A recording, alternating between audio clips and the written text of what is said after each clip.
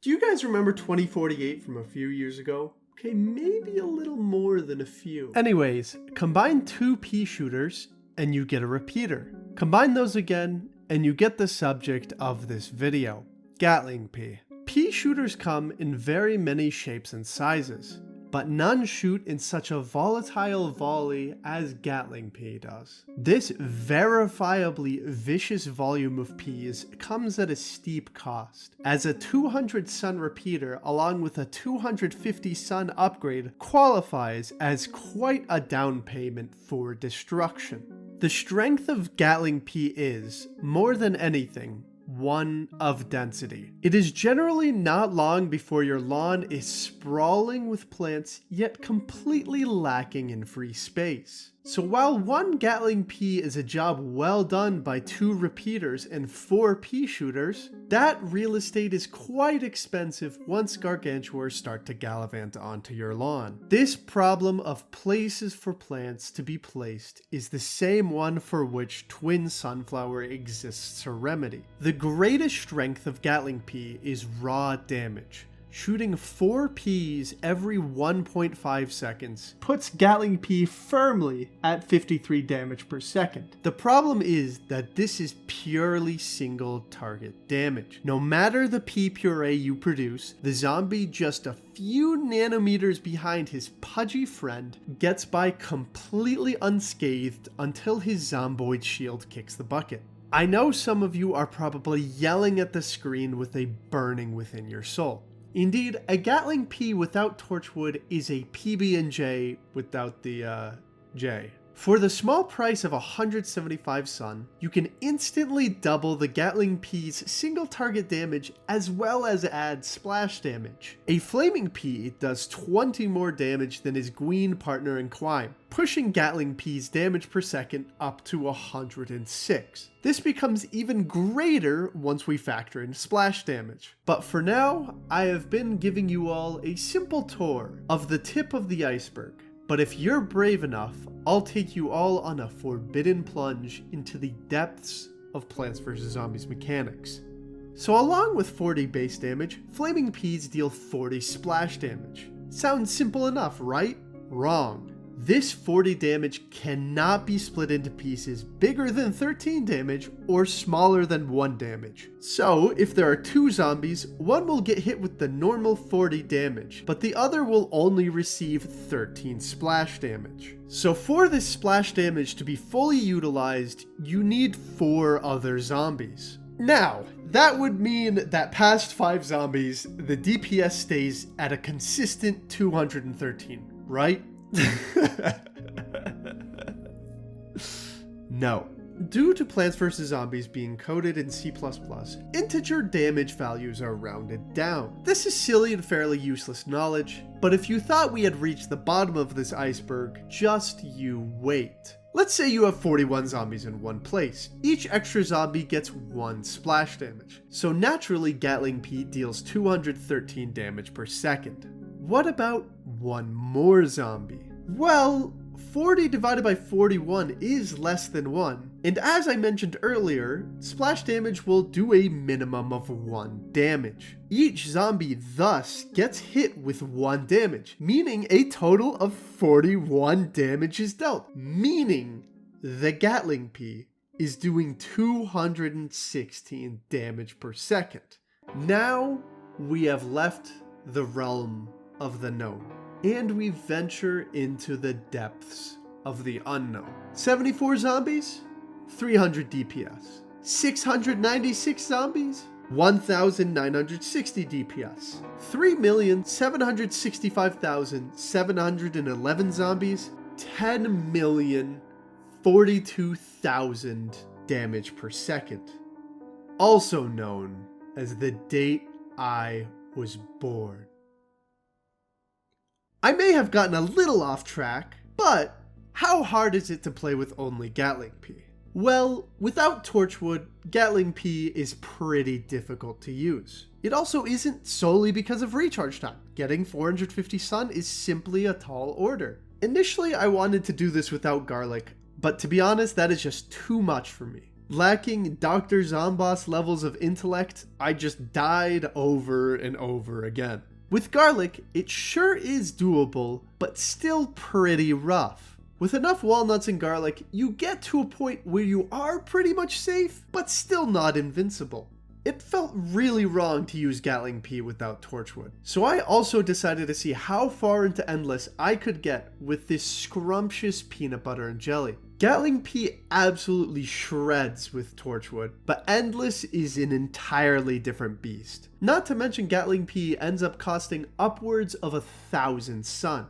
I was able to make it to 14 flags by the skin of my teeth, but Digger zombies dug up my grave and pushed me into it. It was a fun strategy nonetheless. I would recommend trying it out. Let me know how far you can get. Now it is time to go on to the highlights. I would like to apologize ahead of time. I am sick. I just barely realized there's the bookworm. Bookworm Deluxe. Man, I should play that someday. I'm gonna try to do this without garlic. That sucks. I pretty much have to restart. That just sucks so much. Why does it always spawn? No. Oh my gosh. Not particularly good odds right now. Don't get eaten, don't get eaten. No, no, imitator. No. No. Completely screwed. I'm gonna try one more time. Yeah, I'm throwing in the towel. It probably is possible. I'm just not good enough at the game, to be absolutely honest. I'm restarted. I can't. If there's the 1 in 25 chance of it being this row again, I'm gonna lose my... Are you kidding me? Are you kidding me? I'm so mad. Oh my gosh! There's another one! You'd think after all I've done that the game would throw me a bone every once in a while, you know? If this dude goes up, I'm uninstalling the game. Oh my gosh! I can't believe this. Yeah, okay. That was such a bad start. I should have just known that the game was not gonna let me. Oh wow, I got it in time as well. There is like a laundry list of things to do. That makes this a lot harder. I've got to place Gatling Pea when he recharges. I need to move more sunshrooms into place. But to place more sunshrooms, I need to use Gravebuster. But to move more sunshrooms into place, I also have to move the garlic forward, which requires more Gravebusters. I'm paying attention to all of these at the same time.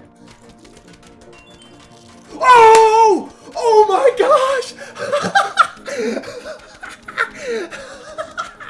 Let's go! I mentioned that last time! Getting a Zen Garden from a Gravebuster has to be one of my favorite events in this game I've ever had happen, and I've probably had it happen like 3 times.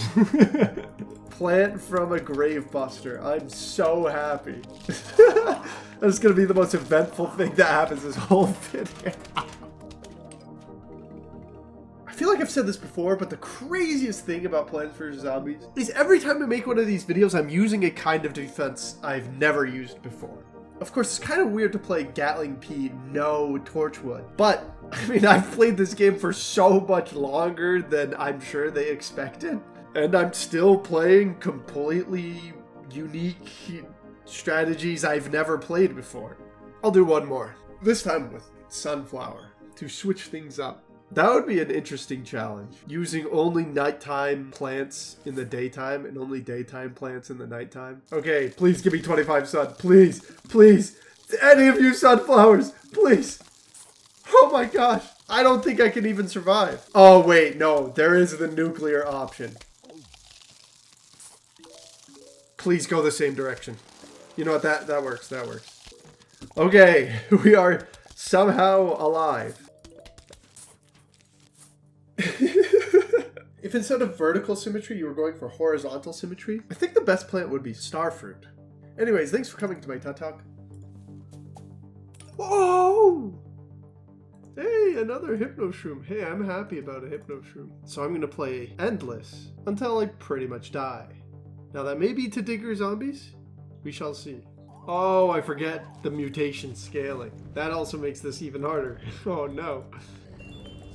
Whew. Finally redeemed that diamond from last time. I hate you guys. Yeah, I'm just letting them go through. I really did forget torchwood. This is not looking too good.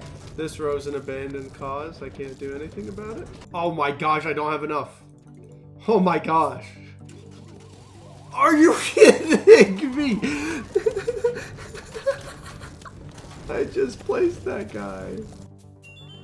You are fully grown. And now, I can let you free. Oh my gosh. Here's the one facing the right way. Whoopsie daisy. Anyways. Woo! Okay. This is where the splash damage is key. Wow, yeah, 10 flags. I'm very glad. Now, Blover might be slightly cheating, but yeah, I'm just gonna straight up die otherwise. Dude, these garlics get eaten so fast. I just placed. Oh! Let's go, Zed, go to plan. 1,000 sun Gatling Pea. Honestly, I'm very impressed. I'm very, very impressed. I think we are eventually just going to succumb to too many gargantuars. Also, no balloon zombies, so that's fantastic. We do have Digger zombies.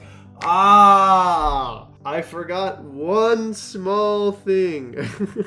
I don't think you could do anything about that. Wait for them to walk past and then place another 1,000 sun Gatling Pea. So, I don't think we're making it out of here alive. Oh, he's gonna shoot at him. Oh, it's so over. It's so incredibly over. I can't garlic. I can't. There's nothing I can do. Oh, wait. Oh, wait. 14 flags completed. Wait, no, come on. No way. Okay. Nah, I can't believe that. I don't think that matters too much.